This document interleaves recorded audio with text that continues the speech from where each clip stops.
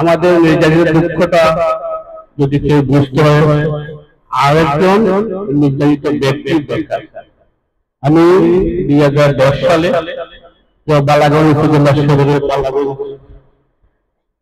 সভা চলাকালীন সময়ে বিএনপির অফিসে পুলিশ এবং আওয়ামী লীগ দলের সাধারণ সম্পাদক ছিলাম। সেই হামলা আমরা যৌথভাবে প্রতিরোধ গড়ে তুলি এবং আমাদের উপর মামলা হয়।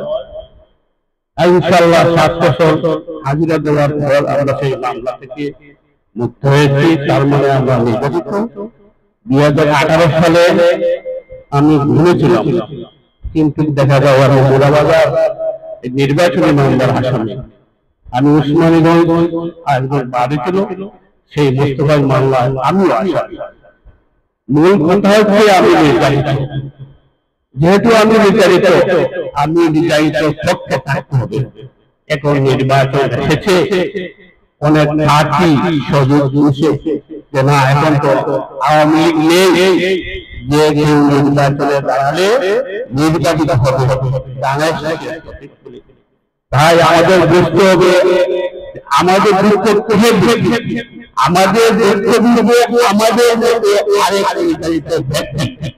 আমরা যে ব্যক্তি পেয়েছি আল্লাহ মালিক চাই, উনার যে কাহিনী আমরা যে আমরা মামলা আর নির্যাতনের শিকার,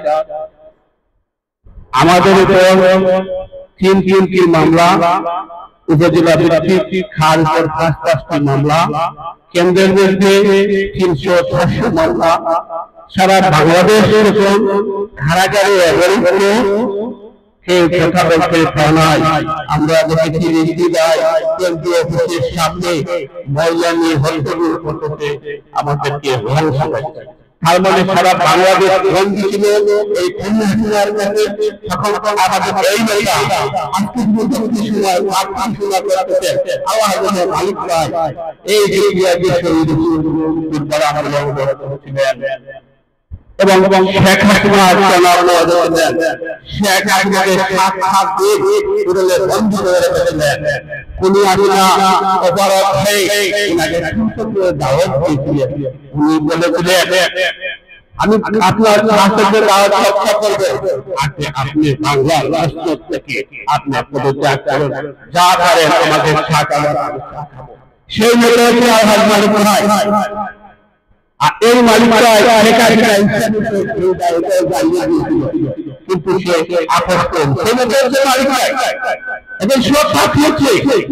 আমরা যারা নির্যাতিত আরেকজন নির্যাতিত ব্যক্তি আমাদের তার মানে আমাদের মাঠে এই সন্তানী সুবিধা যারা মানুষের মোটামুটি এই দাঁড়াতে খায়, আমরা প্রতিযোগিতা জেলায় করতে হবে। প্রচারণা হয়েছে আমার মনে হয় আমরা